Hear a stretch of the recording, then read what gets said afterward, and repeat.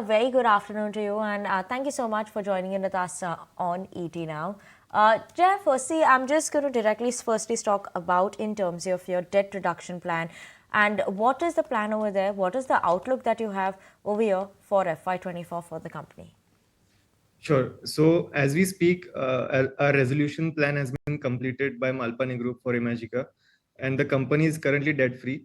So, and whatever expansion plans which we have already taken place for Imagica has already been taken place. So we don't foresee a lot of debt which will take up on the balance sheet.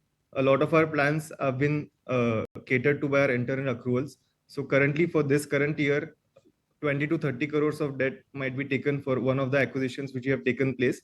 But other than that, there's no plan for debt on our books right now.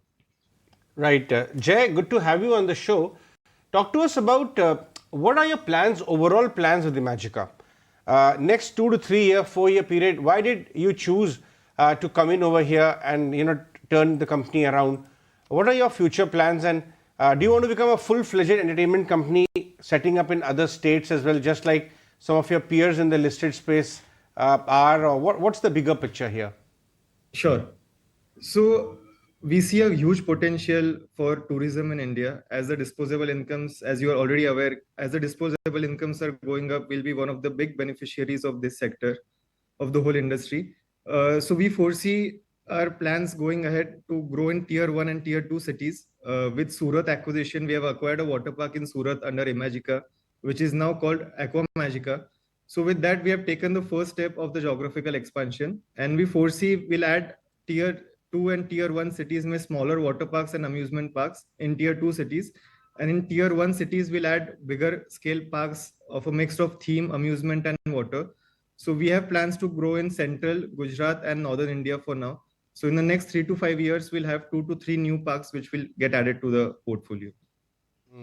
What kind of numbers, when you were taking over and you were putting your mind to it, whether to allocate resources here, what kind of top line and profitability estimates are you setting for yourself over the next 3 to 4 year period with this vehicle in hand now? Yeah. So depends on which lands we get, it will vary, and where we set up the parks and what kind of models we'll do in those specific parks.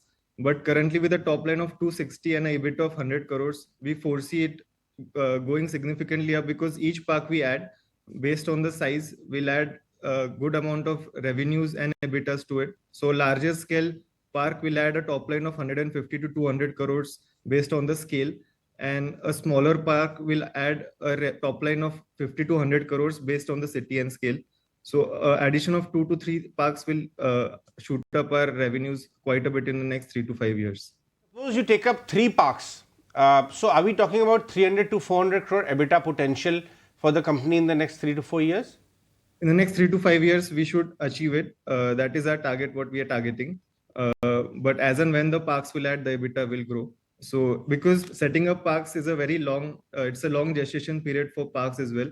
And to set up a park like Imagica, which is India's largest theme park and water park, to acquire the land and set up the whole process, it takes time. So based on where we get lands, we are seeing a lot of potential inputs from governments now. So a lot of state governments are very pro-tourism for amusement parks, water parks. So we are seeing a lot of inbound interest from them. So in case we do some PPP model and become asset light, so in that case, the growth becomes faster. Okay, sure. Growth becomes faster over there. But also, do you have any plans in terms of land monetization in the future and opportunities over there, and also anything else on that front? So as the resolution plan is completed, we have limited 130 acres of land in Imagica. So that we are not monetizing anymore. We'll add more attractions to the park going ahead. We have already added 6 new water slides to the park, and we are also adding the water fountain show. So we'll keep the land for ourselves, which is there 130 acres. The excess land has already, as a part of the resolution, been hived off. So that bit is already been completed.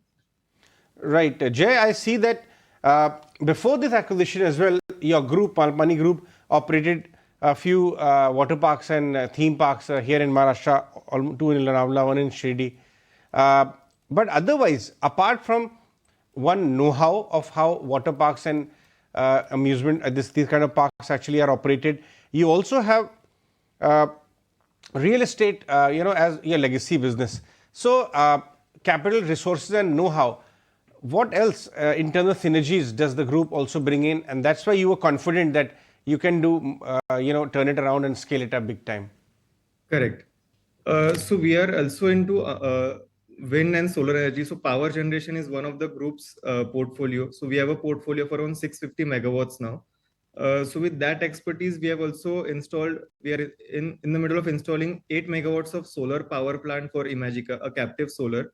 So that we are doing in Usmanabad. So that will add to a huge potential savings to the bottom line directly, because power is one of our major costs on the balance sheet. Along with that, procurement and IT is what we are very good at, because the group is very strong in other sectors. So procurement has always been a strong forte of the group. And the same things we are now applying to Imagica. Our procurement cost with regards to be it F&B, retail, merchandise, we have significantly clamped down on those costs. As Imagica was in distress before, creditors weren't very friendly, while the vendors weren't very friendly with Imagica. But now with a stronger balance sheet and a group like Malpani joining hands, it has been a great synergies for us.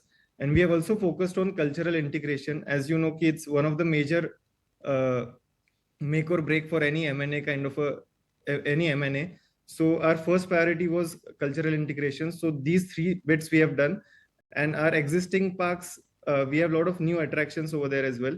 So getting those technologies to Imagica is what we are planning on doing now. Okay, Jay, thank you so much for joining in with us. It was a pleasure talking to you today and understanding especially what your vision is actually coming in for Imagicaaworld Entertainment as well. And thank you so much for that. So, So much they are also